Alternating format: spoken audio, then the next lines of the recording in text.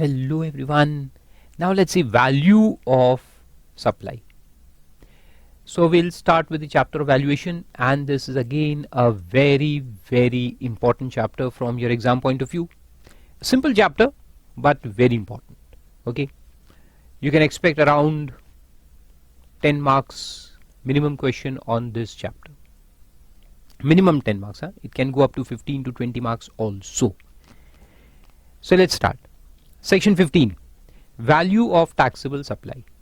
What it says, the value of supply, and before we start, let me tell you that GST is completely ad valorem.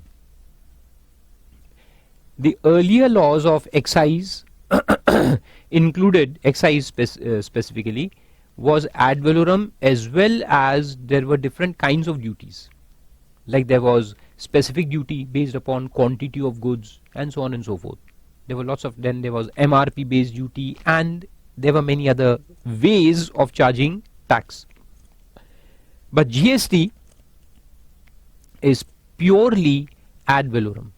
Ad valorem means the duty, the tax will be on value of the supply, the value of goods or the value of service, as the case may be.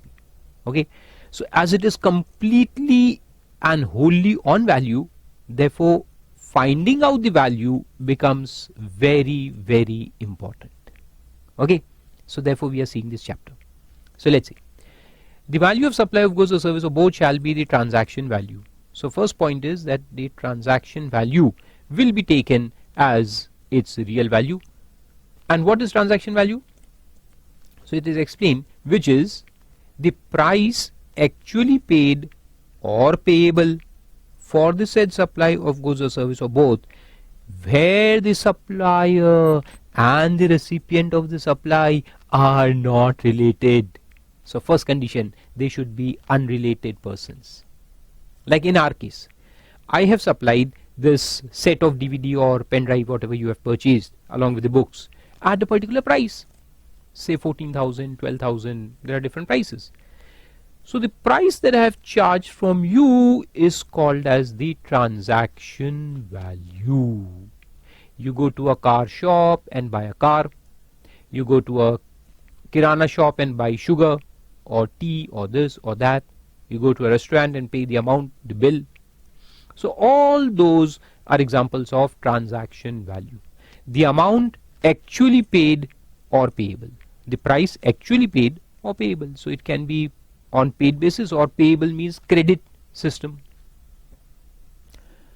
For the said goods or service or both, where the supplier and recipient are not related. So first condition is that supplier and recipient should be unrelated persons. And the second condition, price is the sole consideration for the supply. Sole means only. Sole means only. Only one consideration. Complete consideration for the supply. Means it should not be like I will tell you to pay 10,000 for the DVD and then 2,000 separately for this and then 2,000 separately for that and then 2,000 in another way and 1,000 another way. Not like that. I am giving you these goods against payment of consideration. So when you go to a restaurant, you pay the bill, you eat the food and you go away. So the amount that you are paying is the only consideration that you pay. Or does it happen that you bring your paneer and you bring your butter and you bring your masala and give it to the cook and he makes it and then you pay the amount 200 rupees? Means you are paying 200 plus you are giving paneer and butter and masala separately. Is it so? No. You come to the restaurant, you order food, you pay up the amount and go. So the amount that you are paying is the only consideration that you are paying, nothing else. So if that is the case, means if these two conditions are satisfied, the supplier and the recipient are not related and the amount that is paid is the sole consideration for sale, that is supply. So if these two conditions are satisfied, then the price actually paid or payable will be accepted as the value and charged to tax. Finished. Accepted. Agreed? Very simple.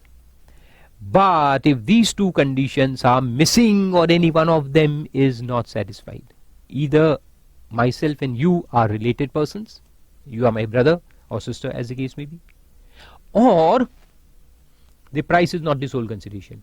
Means I have asked my students to pay 5,000 upfront for the sale, so I'll make a bill of 5,000.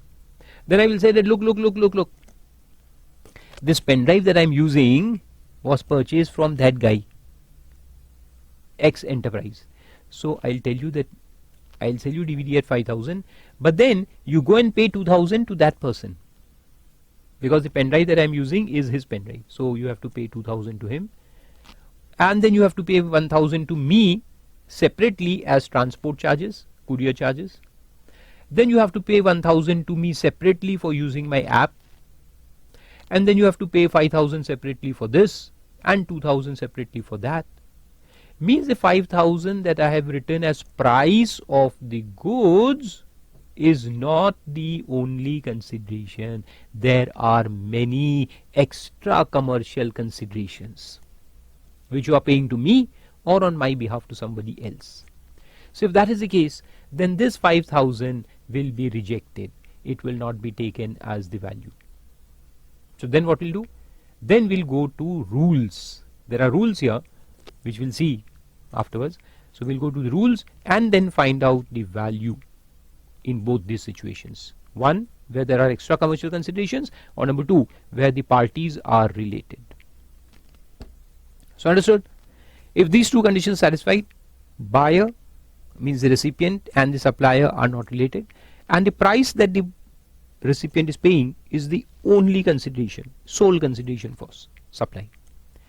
If these two conditions satisfied, then the price which is actually charged is the value of the supply.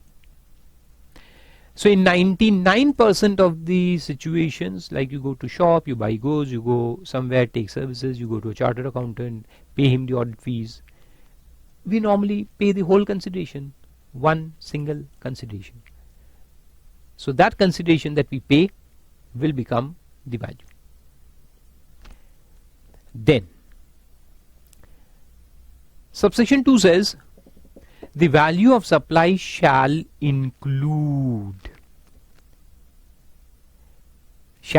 Now let's link it with 1. So 1 says that if the price is the only consideration, then that is the value itself. But now if suppose there are some extra considerations, so I am charging 5,000 rupees from you for the goods, and then I charge something more here and there. So subsection 2 now deals with those situations where you charge something more than the price. So whether that extra thing, extra money that you have received is to be included or not to be included. So let's see. So subsection 2 says it gives certain situations where the extra consideration, the extra money received, is to be included in the value. They are inclusive of value. Means if it is already included, you cannot minus it, you cannot reduce it for tax purposes. And if they are charged separately, you have to add them. See, you have to think in two ways. If these amounts I have already received from you as part of consideration, then I cannot reduce them for calculation of tax. And suppose if I am charging these amounts separately, then we have to include them, aggregate them, and then charge tax. Okay? So if taken separately, add up. If already there, don't deduct. Number 1, any taxes, duties, cess, fees and charges levied under any law for the time being in force other than this act. This act means the CT, Central Tax, or the State Goods and Service Tax Act, that is the State GST, the Union Territory Act, that is the UT GST, and the cess which is chargeable, if charged separately by the supplier. Means if you charge separately, they have to be included. What is to be included? Any tax, duty, cess, fee or charges levied under any law for the timing in force. Means if there are some taxes under non-GST acts, means some other kind of taxes there, then those taxes are to be included in the value if charged separately. Means if they are already included in value, then fine, but if they are charged separately, you have to include them in the value and then charge GST on it. So I'll explain this. Say I have written price of the goods as 2000 and I'm charging something more, something extra, that is some local tax which is payable to the state government, which is not GST, other than GST. So any tax or duty, etc., by whatever name called, cess, fee, etc., which is non-GST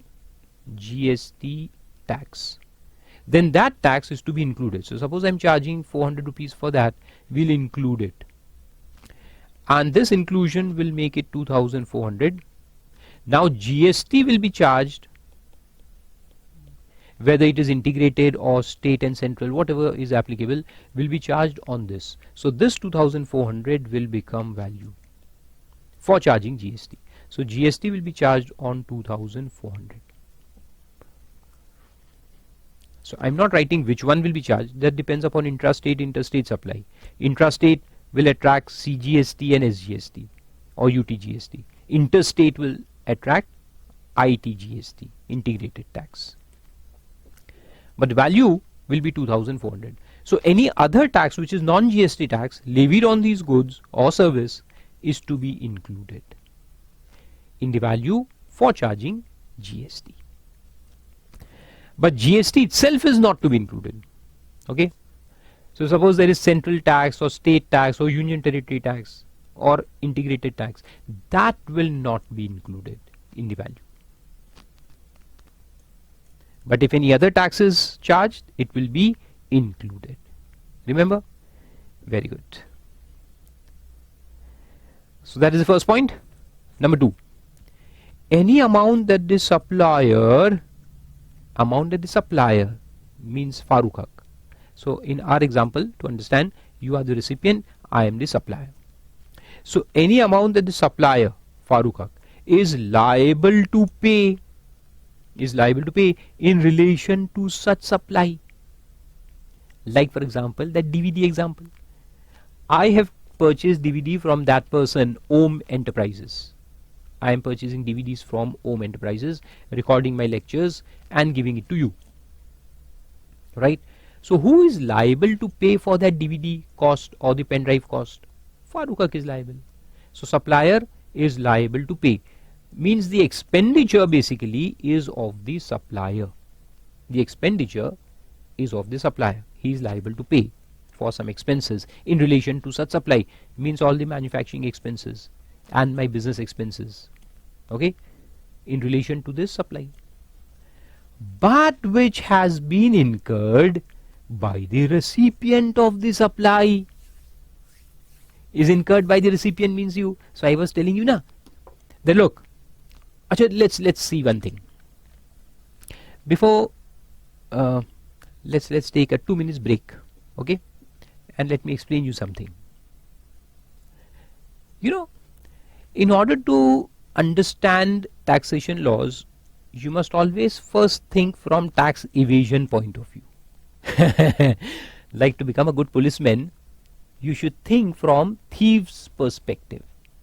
If you know how the mind of a thief works, you will be able to catch him. And if you never understand how his mind works, you will never be able to catch him. So in order to become a good chartered accountant, good company secretary, you must know how tax evasion takes place. Not to do tax evasion, huh? I never support tax evasion. I will never tell you to do it. But you must understand how it is done so that you as an auditor are able to catch. Okay? So let's see. Here is the supplier. He supplies the goods or services to the recipient. Now see, you want to avoid tax. So if the normal value of the supply is going to be say 10,000, normally if I supply you the goods, I should charge 10,000 for it. So in that case the tax will be imposed on full 10,000, but we want to save tax, we want to avoid tax. So what we'll do, we'll reduce this 10,000. But will I start selling the thing for 8,000 just to reduce tax? No, because if I sell 10,000 value product for 8,000 means I am reducing my profit by 2,000. So tax evasion doesn't mean reducing profits. Tax evasion means earning full profits but reducing tax. Now, what this value is comprised of in the hands of supplier, it comprises of two things. The costs that he has incurred to manufacture these goods or to supply the service, all the expenses that we incur, the costs and the profit. Right? Two things can be there, the cost and the profit. Cost plus profit is equal to value, the supply price. So how can I reduce the value?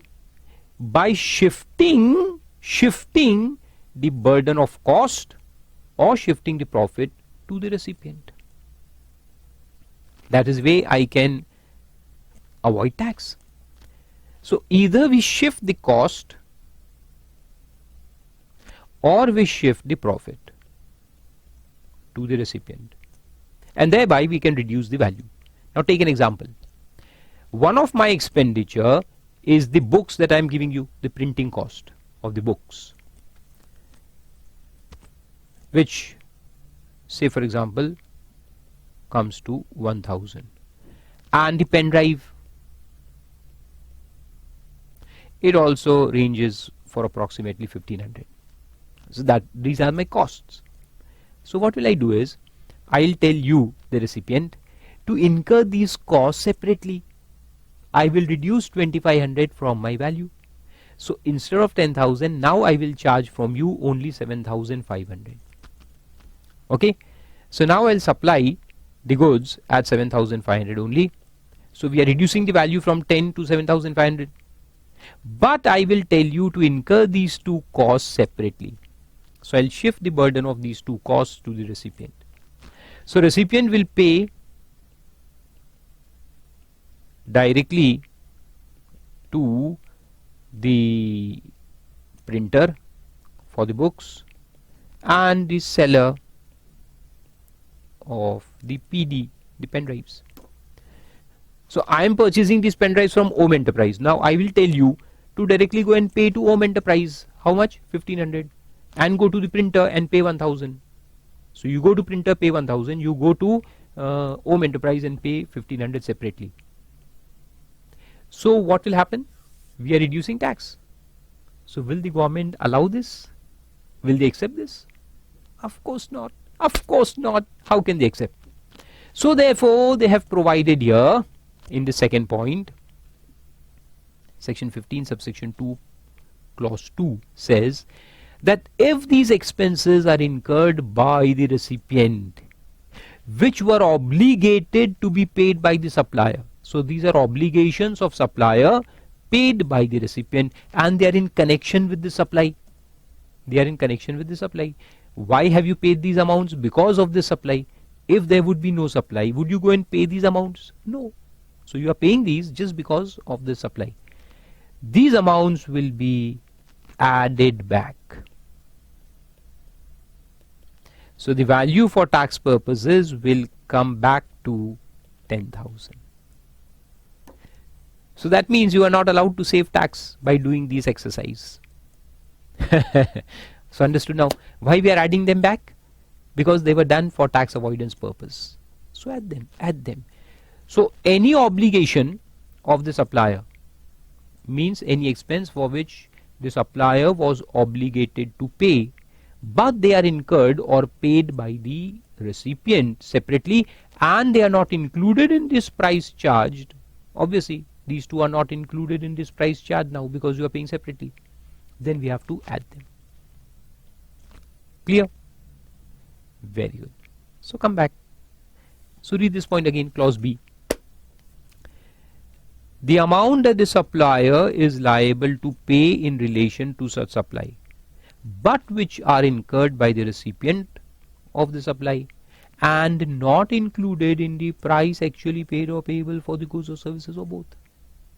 So that 7,500 that I am charging now doesn't include that 2,500. So we have to include it, right? So what you do is you can note down these points in simple words also. The first one is about other taxes. Write it as other taxes. Other taxes means other than GST. Number 2, extra payments.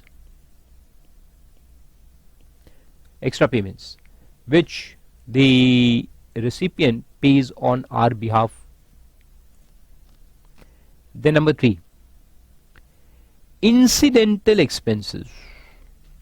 Incidental expenses including commission and packing charged by the supplier to the recipient of supply, and any amount charged for anything done by the supplier in respect of the supply of goods or services or both at the time of or before delivery of goods or supply of services. Means any extra work done. Sometimes extra work is done at the time of supply. If I charge something separately for that, we have to include it. So commission payable to sales agent, my sales agent, then packing charges, distribution charges, a lot of charges are there. These are incidental to supply of goods. Like I am supplying goods to you and then I am charging them separately. For example, packing. I say okay, pay 200 rupees separately for packing.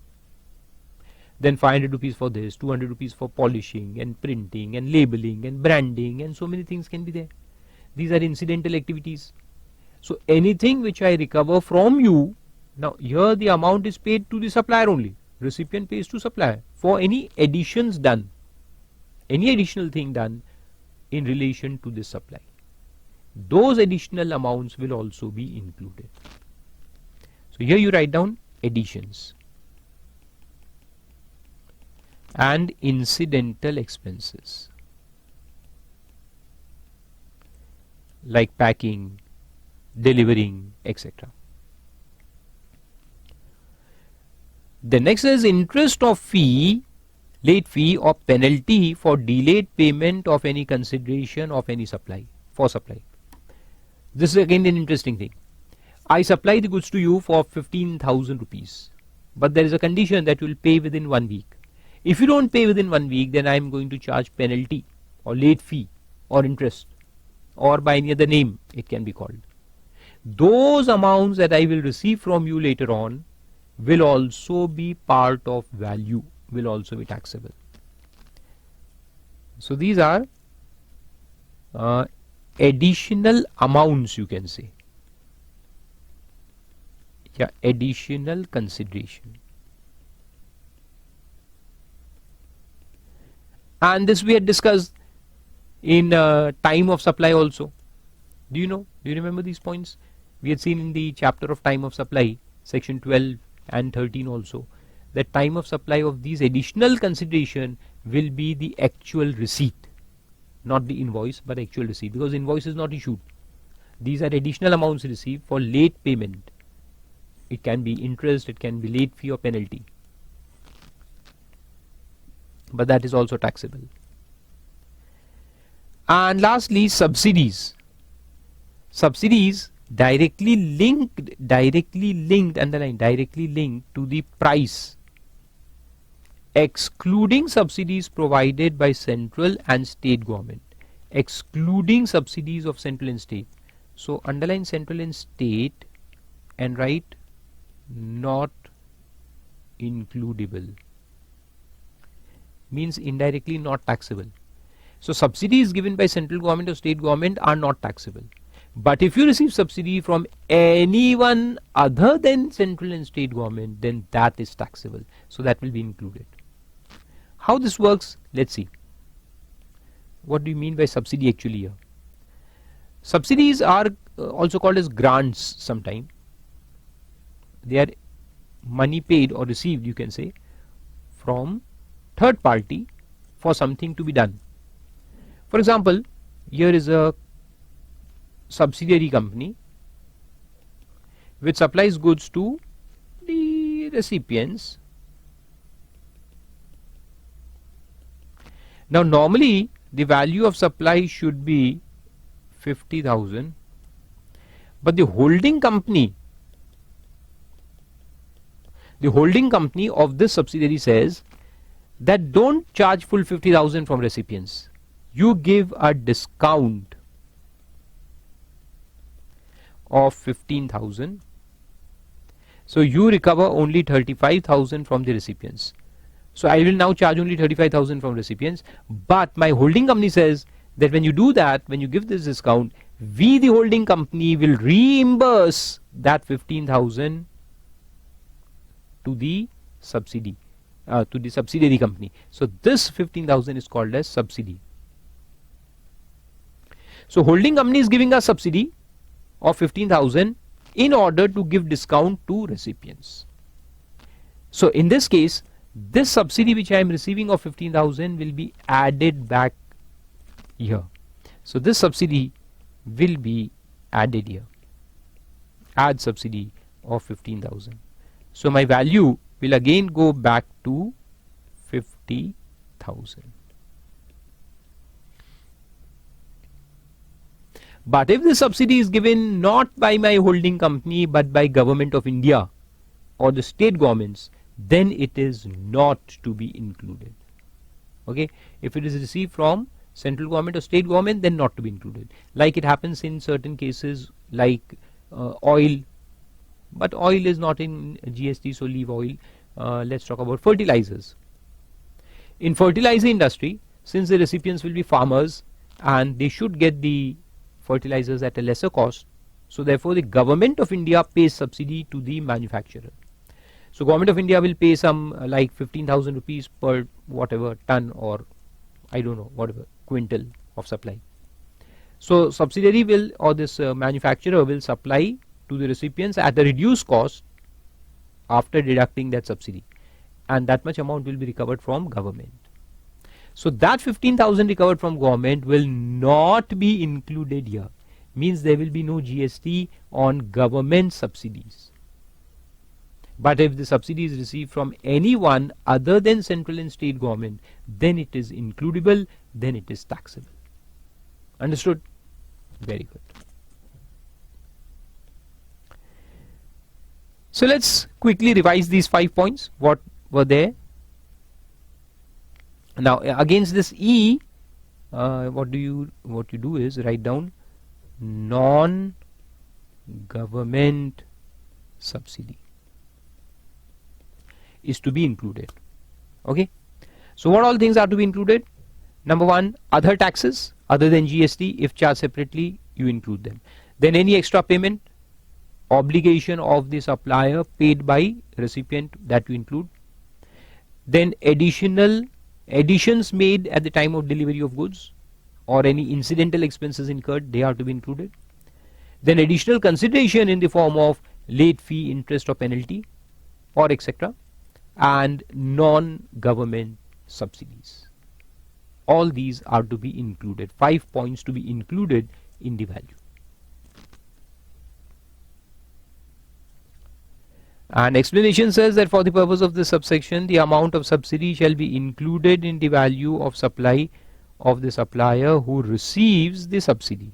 Obviously, one who receives it in his hands, it will be included. Now this is given because what happens sometimes is that here is the holding company which tells the subsidiary company, the manufacturer, to supply to maybe a wholesaler, and then wholesaler will supply to the recipient. So subsidiary reduces the amount. That is, if he was going to sell at 50,000, he reduces 15,000 and supplies at 35,000. So goods go at 35,000 to wholesaler. But the holding company is now not giving, say, subsidy to subsidiary, but it is giving subsidy to wholesaler. He gives subsidy to wholesaler of 15,000 and tells that now you buy these goods and then you sell off at whatever price you are selling. So wholesalers selling at say 60,000, and apart from the 60 he is receiving subsidy of 15, so that 15 will be included here. So it is included in the hands of that person who receives the subsidy. So if subsidy is received by wholesaler, then we will include it in the hands of wholesaler. If subsidy is received by subsidiary, the manufacturer, will include it in the hands of manufacturer. So whoever receives it, it will be included. Who receives the subsidy. Then the value of supply shall not include. Now going to subsection 3, so subsection 2 is about inclusions, subsection 3 is about exclusions. What is not to be included? Not to be included in price if charged separately.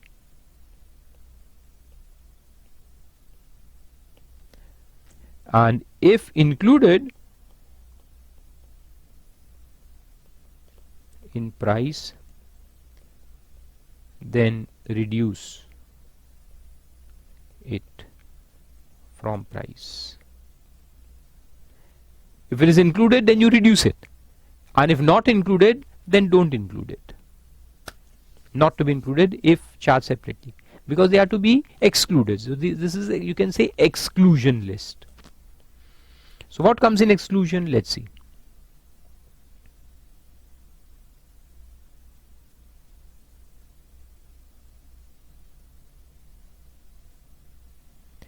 The value of supply shall not include any discount. What is not to be included? Discount, which is given A, before or at the time of supply. Before or at the time of supply, if such discount has been duly recorded in the invoice issued in respect of such supply. Like all the sales that happen in the shops, 50% off, 10% off.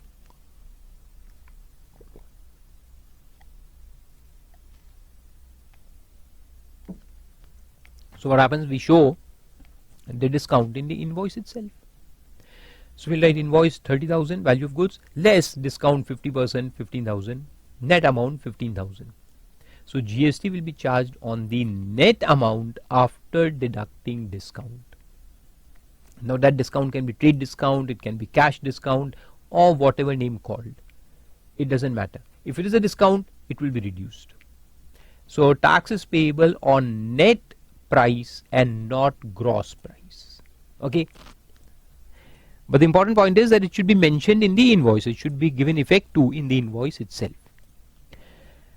And after the supply, sometimes what happens is that we are not able to calculate the discount at the time of supply because of different reasons. Like for example, I give discounts to my dealers depending upon their quarterly turnover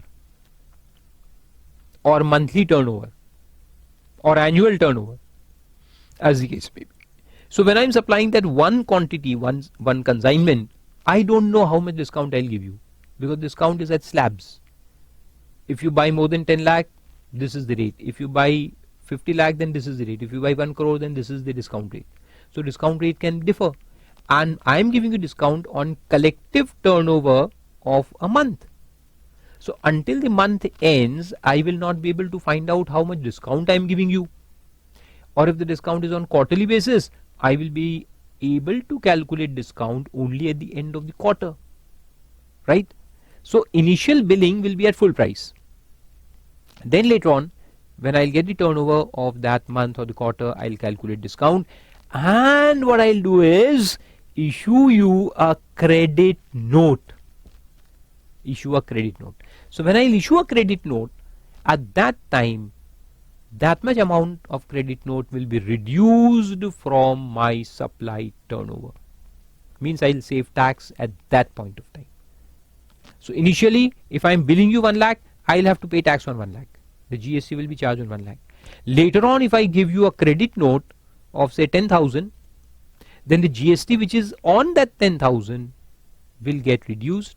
So I will reduce it, and you, the recipient, will also have to reduce this from your ITC, input tax credit. If you have taken input tax credit of the original amount, you have to reduce the GST on the discounted amount, on the discount portion. So if you reduce it there, then I can also reduce my liability here. So that is given there. See, after the supply has been affected, if such discount is established in terms of agreement entered into at or before the time of such supply and specifically linked to relevant invoices. So agreement was already there which says that you are entitled for these discounts. So there should be an agreement, and the input tax credit as is attributable to the discount on the basis of document issued by the supplier has been reversed by the recipient. The recipient should reverse the credit. Like I'll explain you. Let's see. If somebody is not able to understand in words, I'll explain with figures. This is the supplier. On 23rd of April, he issues an invoice which says that the price of the goods is 20 lakhs. Now if I am not mentioning the discount here because I am going to calculate later on, so then I will not mention the discount. So the GST will be charged. If the GST is 10%, then it will be charged on full 20 lakhs, means 2 lakhs. So the total invoice value will be 22. Now when I supply it to you, the recipient, what you will do? You will take input tax credit of 2 lakhs. This 2 lakh. So the GST which is charged here will be allowed as credit to you. You will take ITC. Availed.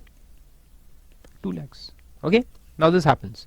We end up paying the tax and everything is finished. This happens on 23rd of April. Now suppose the discount is to be calculated on quarterly basis. So right now it's April. So April, May, June. When June ends, that is a quarter ends, I will calculate how much supply happens to you in this quarter. How much I have supplied to you in this quarter. It will come to an X amount. This is one supply 20 lakh, then there was another supply, and then another supply, and there are 28 supplies in this quarter to you. So I'll aggregate the total turnover, and then I'll be able to find out how much discount I am giving you. So if that discount comes to say 25%. Okay. So what we'll do is I'll come back and calculate this particular invoice. So this invoice was for 20 lakh. Now I'm giving you a discount of 5 lakh rupees in terms of this invoice. 25% discount. So that means that on June end, I will write June end, we calculate discount. So in respect of this particular invoice, I am giving you a discount of 5 lakhs. So the GST will also be reduced because I had paid on 20. So how much was GST on 5 lakhs? So at the same rate, that is 10%, GST will be 0.5 lakhs. So then what I'll do is I will reduce this from my liability of June month, because I am giving you the credit note. So I'll issue a credit note of this amount, 5 lakh plus 0.5 lakhs. So I'll give you a credit note. If you haven't already paid, if you have already paid for this, then I'll return the money. So I'll return you how much? 5,50,000. I'll return it. Or if suppose you are yet to pay, I will issue a credit note, means I will reduce your liability by 5.5 lakhs. 5 lakh for the goods and 0.5 GST thereon. But what may have happened that when I gave you this invoice, you have availed this ITC. You have availed full 2 lakhs as ITC. So what you have to do is, you have to reduce your ITC, input tax credit, by 0.5 lakhs. So that is called as reversal of ITC. So this guy, the recipient, will have to reduce his ITC, means he has to reverse the ITC of 0.5 lakhs. If you do that, then only I can give you this credit note of 5.05 and I can reduce my liability by this 0.5 lakhs. So my GST liability for this month will be reduced by 0.5 lakhs. And you will have to reduce your ITC by 0.5 lakhs. And if you haven't taken any ITC, then well and good. Then nothing to be done. If you are a consumer, you haven't taken ITC, then very good. I'll just give you this credit note and I will reduce the liability by 0.5. But if you have taken ITC, you are also a supplier, a registered person, and you have taken ITC of 2 lakhs, you have to reduce it by 0.5 lakhs. So you reduce your ITC, I reduce my liability for the next month or the quarter, as the case may be, whenever this credit note is issued. Now understood? Very good. So that is the second point. So in the first point, what happens is that if I know how much discount is to be given at the time of issuing invoice itself, I'll directly reduce it from the invoice. Then there is no need to give any credit note later on. Second is after supply. After supply, it can be a month, it can be 2 months, it can be 5 months, whatever. Okay, so they have given only one thing in reduction, and that is discount. So 5 additions and 1 deduction. Then subsection 4 says that where the value of the supply of goods or service or both cannot be determined under subsection 1, means where they are related persons, or the price is not the sole consideration for sale, or the price is not known. It's possible that price is not known altogether, like I am supplying samples free of cost, I am supplying some goods free of cost. So in that case, what to do?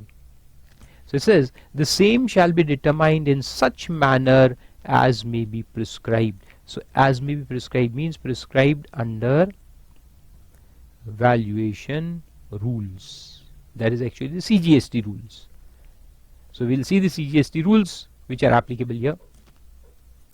Rule number 27, 28, 29, 30, 31, 31A, 32. These are the rules applicable. We'll see them in the next lecture one by one. Okay, and lastly it says notwithstanding anything contained in subsection 1 or 4, the value of such supplies as may be notified by the government on recommendation of the council shall be determined in such manner as may be prescribed. This is called as deemed valuation concept. Deemed valuation.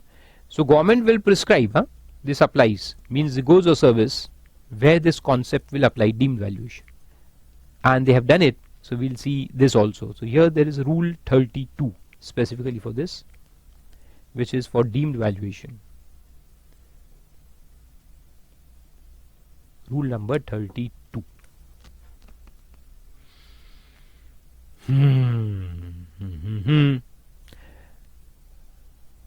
Very good. Now there is a controversy here in rule 32. Shall I discuss right now, or when we'll go to rule 32? We'll see it when we go to rule 32. Okay. Then there is explanation of related person. Now we had seen this definition in the initial stage also. Let's see again. Who are considered as related persons? So it says such persons are officers or directors of one another's business. I am a director in your business and you are a director in my business. Then we are related persons. Such persons are legally recognized partners in business. They are partners somewhere in some common business. Then such persons are employer and employee. Employer and employee are called as related persons. Then any person directly owns, controls, directly or indirectly, owns, controls or holds 25% or more of the outstanding voting stock of both of them. I had given an example also. Do you remember that Reliance and Infosys are related parties? Because Farooq Haq is a person who owns 36% in Infosys, and 48% shares of Reliance. More than 25 there, more than 25% here. So these two become related companies. Then one of them directly or indirectly controls the other. That is the holding subsidiary relationship. One controls the other. Or both of them are directly or indirectly controlled by third person. By third person. Third person controls both of them. Means father controls both the sons. So this is called as father-son relation. So these two sons become related persons. Or you can say two subsidiaries of the same holding company. So one holding company has two subsidiaries. So these two subsidiaries amongst them become related persons. Then together they directly or indirectly control a third person. Together they control a third person. So this is father-mother controlling son. Two persons controlling one person. Third person, that is son. So father-mother become related persons. So this also happens in business sense. It happens in case of joint ventures. This is Farukha classes and this is Reliance. If they come and enter into joint venture to form a third entity, so this third entity is controlled by both of them together. So Farukha classes and Reliance will become related persons. Or lastly, they are members of the same family. They are members of the same family. Father, mother, brothers, sisters, husband, wife, bache, kuche, sab, they are related persons. So this you have to remember. And the term person also includes legal persons. Person includes legal means companies, etc. And the persons who are associated in the business of one another, in that means by reason of, one is a sole agent or a sole distributor or a sole concessionaire, howsoever described, of the other shall be deemed to be related. Means here is a businessman, a manufacturer, and he has appointed a sole dealer or a sole distributor of his goods, or a sole selling agent. Concessionaire means selling agent, sole selling agent, so sole concessionaire. Then this manufacturer and these people will be considered as related, even though they are not part of the same family. Manufacturer is Farukha and the sole dealer is Mr. Om Prakash Gupta. So they are not of the same family, but since he is sole, he is alone, I have appointed one person as a dealer, only one dealer, only one distributor. So then myself and that dealer or distributor will be considered as related persons. Okay.